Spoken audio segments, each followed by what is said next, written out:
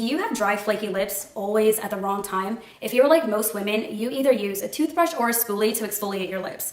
Like you, I have used these methods, trying to get the biggest, plumpest looking lips possible. However, you may be pretty shocked to find out that a toothbrush carries as many as 10 million bacteria, and traditional nylon bristles are way too abrasive and toxic for your mouth.